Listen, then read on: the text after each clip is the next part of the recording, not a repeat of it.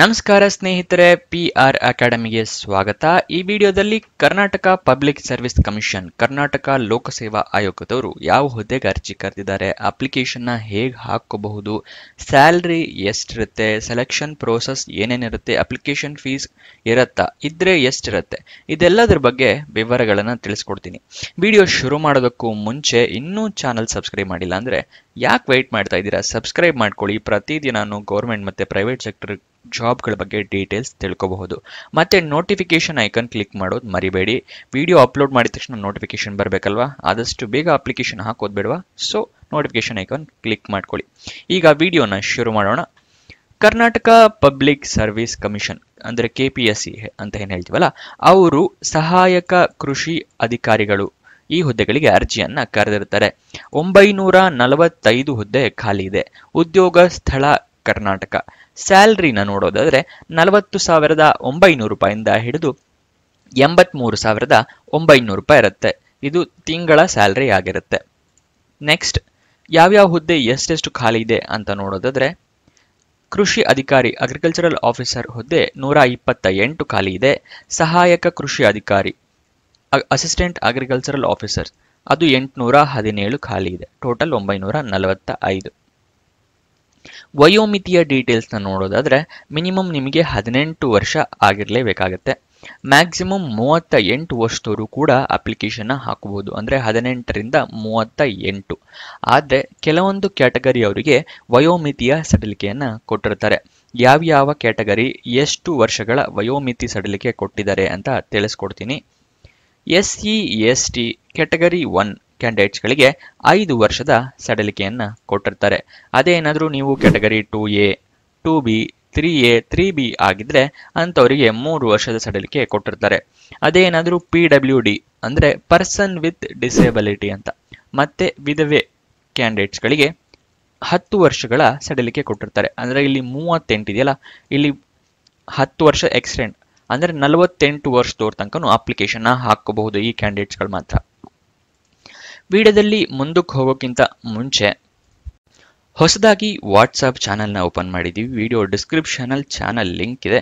ಇದನ್ನು ಕ್ಲಿಕ್ ಮಾಡಿದ್ರೆ ಈ ಪೇಜ್ ಓಪನ್ ಆಗುತ್ತೆ. ಇಲ್ಲಿ ನೀವು ಫಾಲೋ ಕೊಟ್ಕೊಂಡು ಪ್ರತಿದಿನನೂ ಡೀಟೇಲ್ಸ್ನ ನೋಡ್ಕೋಬಹುದು, ಮತ್ತು ವಿಡಿಯೋನು ನೋಡ್ಕೋಬಹುದು. ಇಲ್ಲಿ ಎಷ್ಟೊತ್ತಿಗೆ ಬರುತ್ತೆ ಅಂತ ಡೀಟೇಲ್ಸ್ ಇದೆ ನೋಡಿ. ಹಾಗೆ ನಿಮ್ಮ ಫ್ರೆಂಡ್ಸ್ಗಳಿಗೂ ಇಲ್ಲಿಂದ ಶೇರ್ ಕೂಡ ಮಾಡಬಹುದು. ಅಪ್ಲಿಕೇಶನ್ ಫೀಸ್ ಏನಿರುತ್ತೆ, ಎಷ್ಟಿರುತ್ತೆ, ಹೇಗೆ ಪೇ ಮಾಡಬೇಕು ಅನ್ನೋದರ ವಿವರನ ತಿಳ್ಕೊಳ್ಳೋಣ. ಅಪ್ಲಿಕೇಶನ್ ಫೀಸ್ SC/ST ಕ್ಯಾಟಗರಿ 1 ಮತ್ತು PWD ಕ್ಯಾಂಡಿಡೇಟ್ಸ್ಗಳಿಗೆ ಅಪ್ಲಿಕೇಶನ್ ಫೀಸೇ ಇರೋದಿಲ್ಲ. ಏನು ಅಮೌಂಟನ್ನು ಕೂಡ ಕಟ್ಟೋ ಅಗತ್ಯ ಇಲ್ಲ. ಅದೇ ಏನಾದರೂ ನೀವು ಎಕ್ಸ್ ಸರ್ವಿಸ್ ಮ್ಯಾನ್ ಕ್ಯಾಂಡಿಡೇಟ್ಸ್ ಆಗಿದ್ದರೆ ಅಂಥವ್ರಿಗೆ 50 ರೂಪಾಯಿ ಇರುತ್ತೆ ಅಷ್ಟೇ. Category 2A, 2B, 3A, 3B ಕ್ಯಾಂಡಿಡೇಟ್ಸ್ಗಳಿಗೆ 300 ರೂಪಾಯಿಗಳಿರುತ್ತೆ. ಅದೇ ಏನಾದರೂ ಜನರಲ್ ಕ್ಯಾಂಡಿಡೇಟ್ಸ್ ಆಗಿದ್ರೆ 600 ರೂಪಾಯಿ ಇರುತ್ತೆ. ಅಪ್ಲಿಕೇಶನ್ ಫೀಸ್ನ ನೀವು ಆನ್ಲೈನ್ ಮುಖಾಂತರ ಪೇ ಮಾಡಬೇಕಾಗತ್ತೆ. ಬೇರೆ ಯಾವುದೇ ಮುಖಾಂತರ ಪೇ ಮಾಡಿದ್ರು ನಿಮ್ಮ ಅಪ್ಲಿಕೇಶನ್ನ ರಿಜೆಕ್ಟ್ ಮಾಡ್ತಾರೆ, ಸೆಲೆಕ್ಟ್ ಮಾಡೋದಿಲ್ಲ. ಅದಕ್ಕೋಸ್ಕರ ಆನ್ಲೈನ್ ಮುಖಾಂತರನೇ ಪೇ ಮಾಡಿ. ಸೆಲೆಕ್ಷನ್ ಪ್ರೋಸೆಸ್ನ ನೋಡಿದರೆ ಕನ್ನಡ ಲ್ಯಾಂಗ್ವೇಜ್ ಎಕ್ಸಾಮ್ ಇರುತ್ತೆ. ಅದಾದ ನಂತರ ಕಾಂಪಿಟೇಟಿವ್ ಎಕ್ಸಾಮ್ ಇರುತ್ತೆ. ಇದಿಷ್ಟು ಸೆಲೆಕ್ಷನ್ ಪ್ರೋಸೆಸ್ನ ವಿವರ. ಕನ್ನಡ ಲ್ಯಾಂಗ್ವೇಜ್ ಬರೋರು ಅಪ್ಲಿಕೇಶನ್ ಹಾಕೋಬಹುದು, ಓಕೆನಾ? ಮತ್ತು ಹೈದರಾಬಾದ್ ಕರ್ನಾಟಕದವರಿಗೂ ಅವಕಾಶ ಇದೆ ಈ ಜಾಬಲ್ಲಿ. ಅದನ್ನು ಮುಂದೆ ತಿಳಿಸ್ಕೊಡ್ತೀನಿ, ಅದನ್ನು ನೋಡ್ಕೊಳ್ಳಿ. ಇನ್ನು ಈ ವಿಡಿಯೋ ಲೈಕ್ ಮಾಡಿಲ್ಲ ಅಂತ ಹೇಳಿದ್ರೆ ದಯವಿಟ್ಟು ಲೈಕ್ ಮಾಡಿ. ನಮಗೂ ಕೂಡ ವಿಡಿಯೋ ಮಾಡೋದಕ್ಕೆ ಎನ್ಕರೇಜ್ಮೆಂಟ್ ಸಿಗುತ್ತೆ, ಮತ್ತು ನಿಮ್ಮ ಹಲವಾರು ಜನರಿಗೆ ವಿಡಿಯೋ ತಲುಪತ್ತೆ ಲೈಕ್ ಮಾಡೋದ್ರಿಂದ, ಓಕೆನಾ? ಮತ್ತು ನಿಮ್ಮ ಫ್ರೆಂಡ್ಸ್ ಯಾರಾದರೂ ಜಾಬ್ ಹುಡುಕ್ತಾ ಇದ್ದಾರೆ ಅಂತ ಹೇಳಿದ್ರೆ ಅಂಥವ್ರಿಗೆ ಈ ವಿಡಿಯೋನ, ಈ ಚಾನಲ್ನ ಶೇರ್ ಮಾಡಿ. ಅವರಿಗೂ ಕೂಡ ಜಾಬ್ ಹುಡುಕೋದಕ್ಕೆ ಹೆಲ್ಪ್ ಆಗುತ್ತೆ. ಸ್ಯಾಲ್ರಿ ಡೀಟೇಲ್ಸ್ ತಿಳ್ಕೊಳ್ಳೋಣ ಈ ಜಾಬ್ದು. ಅಗ್ರಿಕಲ್ಚರಲ್ ಆಫೀಸರ್ ಹುದ್ದೆಗೆ ಅಂದರೆ ಕೃಷಿ ಅಧಿಕಾರಿ ಹುದ್ದೆಗೆ 43,100 ರೂಪಾಯಿಂದ ಹಿಡಿದು 83,900 ರೂಪಾಯಿ ಇರುತ್ತೆ.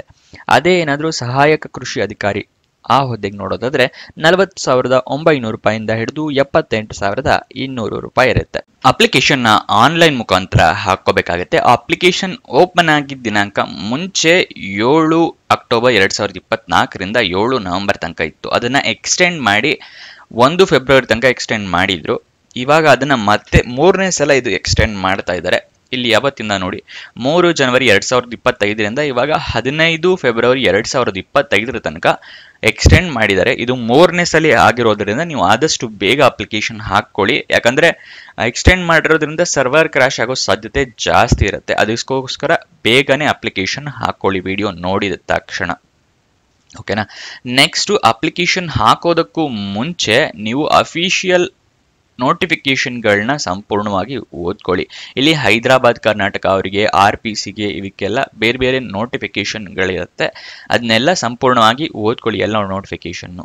ಇದೆಲ್ಲ ನೋಟಿಫಿಕೇಶನ್ಗಳು ನಿಮಗೆ ಎಲ್ಲಿ ಸಿಗುತ್ತೆ ಅಂತ ಹೇಳಿದ್ರೆ ವಿಡಿಯೋ ಡಿಸ್ಕ್ರಿಪ್ಷನ್ ಅಲ್ಲಿ ಟೆಲಿಗ್ರಾಮ್ ಚಾನಲ್ನ ಲಿಂಕ್ ಕೊಟ್ಟಿದ್ದೀನಿ. ಅಲ್ಲಿಂದ ಕ್ಲಿಕ್ ಮಾಡಿ ಚಾನಲ್ನ ಜಾಯಿನ್ ಆಗಿ ನೋಟಿಫಿಕೇಶನ್ಗಳನ್ನ ಡೌನ್ಲೋಡ್ ಮಾಡ್ಕೋಬಹುದು. ಡೌನ್ಲೋಡ್ ಅನ್ನು ಮಾಡ್ಕೊಂಡ್ರಿ, ಆದರೆ ಅಪ್ಲಿಕೇಶನ್ ಹಾಕೋದಕ್ಕೆ ವೆಬ್ಸೈಟ್ನ ಲಿಂಕ್ ಬೇಕಲ್ವ, ಅದು ಎಲ್ಲಿ ಸಿಗುತ್ತೆ ಅಂತ ಹೇಳಿದ್ರೆ ಇಲ್ಲಿ ನಾನು ನಿಮಗೆ ಸ್ಕ್ರೀನ್ ಮೇಲೆ ತೋರಿಸ್ತಾ ಇದ್ದೀನಿ ನೋಡಿ. ಇದು ಅಪ್ಲಿಕೇಶನ್ ಹಾಕೋದಕ್ಕೆ ಲಿಂಕ್ ಆಗಿರುತ್ತೆ. ಇದನ್ನ ನಾನು ವಿಡಿಯೋ ಡಿಸ್ಕ್ರಿಪ್ಷನ್ ಅಲ್ಲಿ ಕೊಟ್ಟಿರ್ತೀನಿ, ಅಲ್ಲಿಂದ ಕ್ಲಿಕ್ ಮಾಡಿ ನೀವು ಅಪ್ಲಿಕೇಶನ್ ಹಾಕೋಬಹುದು. ನೆಕ್ಸ್ಟ್ ಅಫಿಷಿಯಲ್ ವೆಬ್ಸೈಟ್ ಅಡ್ರೆಸ್ ಬೇಕು ಅಂತ ಹೇಳಿದ್ರೆ ನೋಟ್ ಡೌನ್ ಮಾಡ್ಕೊಳ್ಳಿ. kpsc.kar.nic.in ಇದು ಅಫಿಷಿಯಲ್ ವೆಬ್ಸೈಟ್ನ ಅಡ್ರೆಸ್ಸು. ಇದನ್ನು ಕೂಡ ನಾನು ಡಿಸ್ಕ್ರಿಪ್ಷನ್ ಅಲ್ಲಿ ಕೊಟ್ಟಿರ್ತೀನಿ, ಬೇಕು ಅಂತ ಹೇಳಿದ್ರೆ ಅಲ್ಲಿಂದ ಚೆಕ್ ಮಾಡ್ಕೋಬಹುದು. ಇಲ್ಲಾಂದ್ರೆ ನೀವೇ ಗೂಗಲ್ ಅಲ್ಲಿ ಹೋಗಿ ಕೂಡ ಇದನ್ನ ಟೈಪ್ ಮಾಡಿ ಸರ್ಚ್ ಮಾಡ್ಕೋಬಹುದು. ಓಕೆನಾ. ನೆಕ್ಸ್ಟ್ ನಿಮಗೆ ಅಪ್ಲಿಕೇಶನ್ ಹಾಕ್ತಾ ಏನಾದರೂ ಡೌಟ್ಸ್ ಬಂದರೆ ಅವರು ಹೆಲ್ಪ್ ಲೈನ್ ನಂಬರ್ ಕೊಟ್ಟಿದ್ದಾರೆ, ಅದನ್ನು ಸ್ಕ್ರೀನ್ ಮೇಲೆ ತೋರಿಸ್ತಿದ್ದೀನಿ. ಬೇಕಂದರೆ ಸ್ಕ್ರೀನ್ಶಾಟ್ ತೊಗೊಳ್ಳಿ, ಇಲ್ಲಾಂದರೆ ಇದನ್ನು ಕೂಡ ನಾನು ಡಿಸ್ಕ್ರಿಪ್ಷನಲ್ಲಿ ಕೊಟ್ಟಿರ್ತೀನಿ. ನಿಮಗೆ ಡೌಟ್ಸ್ ಬಂದರೆ ಬಿಸ್ನೆಸ್ ಡೇಸಲ್ಲಿ ವರ್ಕಿಂಗ್ ಅವರ್ಸಲ್ಲಿ ನೀವು ಕಾಲ್ ಮಾಡ್ಕೋಬೇಕಾಗತ್ತೆ 9 to 5 ಒಳಗಡೆ. ನೆಕ್ಸ್ಟ್ ಎಜುಕೇಷನ್ ಕ್ವಾಲಿಫಿಕೇಷನ್ ನೋಡೋದಾದರೆ BSc ಆಗಿರಬೇಕು ಅಥವಾ BTech ಆಗಿರಬೇಕು. BTech food and science and technology ಆಗಿರಬೇಕು, ಅಥವಾ ಬಯೋಟೆಕ್ನಾಲಜಿಲಿ ಅಥವಾ ಅಗ್ರಿಕಲ್ಚರಲ್ ಇಂಜಿನಿಯರಿಂಗಲ್ಲಿ ನಿಮ್ಮ ಎಜುಕೇಷನ್ ಕ್ವಾಲಿಫಿಕೇಷನ್ ಆಗಿರಬೇಕಾಗುತ್ತೆ. ಅದು ಕೂಡ ರೆಕಗ್ನೈಸ್ಡ್ ಬೋರ್ಡ್ ಅಥವಾ ರೆಕಗ್ನೈಸ್ಡ್ ಯೂನಿವರ್ಸಿಟಿಯಿಂದ ಆಗಿರಬೇಕು. ಇದಿಷ್ಟು ಈ ಜಾಬ್ನ ವಿವರ. ಏನಾದರೂ ಡೌಟ್ಸ್ ಅಥವಾ ಕ್ವಶನ್ಸ್ ಇದೆ ಅಂತ ಹೇಳಿದ್ರೆ ಕಮೆಂಟ್ ಬಾಕ್ಸ್ನಲ್ಲಿ ಕಮೆಂಟ್ ಮಾಡಿ. ಇನ್ನು ಈ ವಿಡಿಯೋನ ಲೈಕ್ ಮಾಡಿಲ್ಲ ಅಂತ ಹೇಳಿದ್ರೆ ದಯವಿಟ್ಟು ಲೈಕ್ ಮಾಡಿ, ಹಲವಾರು ಜನರಿಗೆ ತಲುಪೋ ಥರ ಮಾಡಿ. ಇನ್ನೊಂದು ವಿಡಿಯೋ ಜೊತೆ ಸಿಗೋಣ. ಬಾಯ್ ಬಾಯ್.